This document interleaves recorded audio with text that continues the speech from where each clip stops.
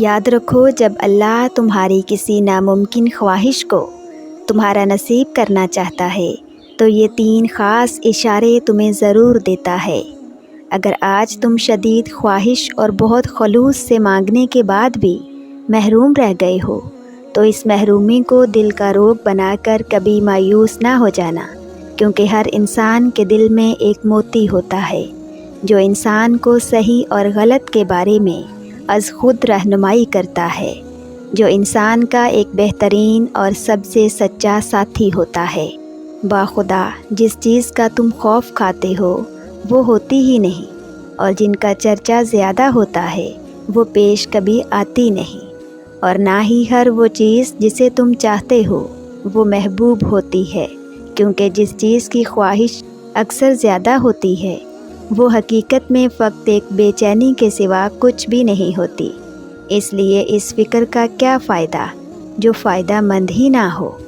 جانتے ہو کہ انسان کے لیے ہر وہ چیز اضطراب ہے جس کی وہ خواہش تو رکھتا ہے لیکن وہ اس کی دسترس سے باہر ہوتی ہے۔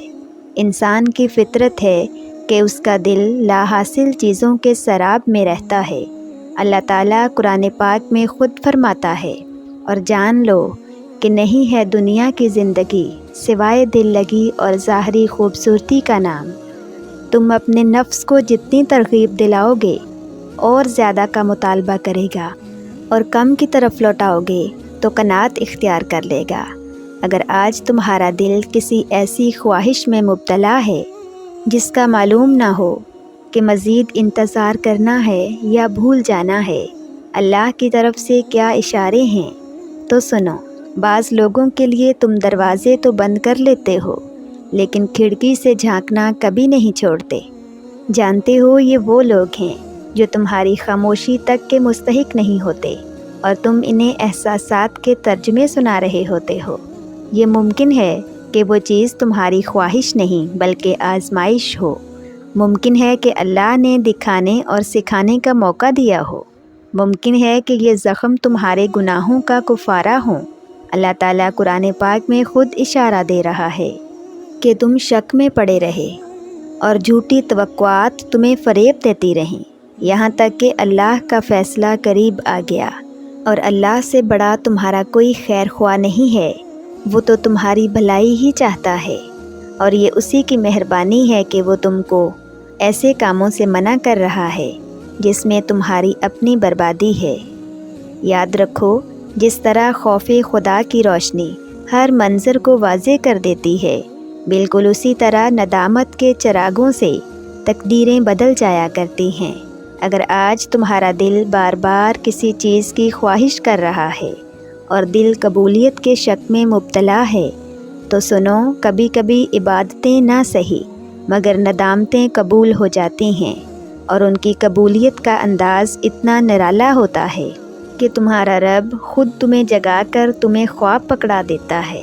اللہ قرآن میں اشارہ دیتا ہے، اور ہم نے تم کو نشانیاں صاف صاف دکھا دی ہیں، شاید کہ تم عقل سے کام لو، اور اگر تم اپنا طرز عمل درست رکھو اور اللہ سے ڈرتے رہو تو اللہ تمہاری چشم پوشی کرنے والا ہے اور خوب رحم فرمانے والا ہے۔ جانتے ہو، ندامت کے آنسو جو تم رات کے اندھیروں میں بہاتے ہو وہ تمہارا رشتہ اس مہربان رب سے جوڑ کر رحمت کا وہ بادل تم پر برساتی ہیں کہ پھر نہ کوئی خواہش ادھوری رہتی ہے اور نہ کوئی خواب۔ اور اگر تم یہ سوچ رہے ہو کہ دل جس چیز کی خواہش کرتا ہے وہ نصیب ہوگی بھی یا نہیں، تو اللہ کی طرف سے کیا اشارے ہیں۔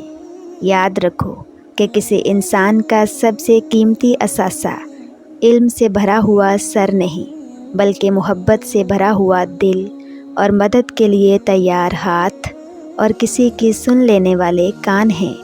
اور یہی خدائے رحمان کے وہ خاص بندے ہیں کہ جن کی پشت پر خدا کی وہ طاقت ہوتی ہے جو تمہاری زندگی میں یہ شر کے سارے دروازے بند کر کے خیر کے ان دروازوں کو کھولتی ہے جو تمہارے حق میں بہتر اور پسندیدہ ہوتے ہیں۔ اللہ تعالیٰ قرآن میں خود وضاحت کر رہا ہے، اور جو کچھ بھلائی تم اپنے لیے آگے بھیجو گے اسے اللہ کے ہاں بھی موجود پاؤ گے۔ اور تم کبھی ایسی چیز سے دل مت لگانا کہ اللہ کی رضا کی خاطر اسے چھوڑ نہ سکو، کیونکہ جب تم اللہ سے محبت کرتے ہو نا تو اللہ بھی تمہارے دل میں صرف انہی لوگوں کو بسنے دیتا ہے جو تمہاری محبت کے حقدار ہوتے ہیں۔ تم چھوڑ دو ایسی جگہ سے مرہم ڈھونڈنا جہاں سے صرف زخم ملا ہو۔ تم دیکھنا اللہ تمہیں دکھائے گا آنے والے بہترین دن، وہ تمہارے نصیب میں ایسا لکھے گا کہ عنقریب تمہارا دل خوش ہو جائے گا انشاءاللہ۔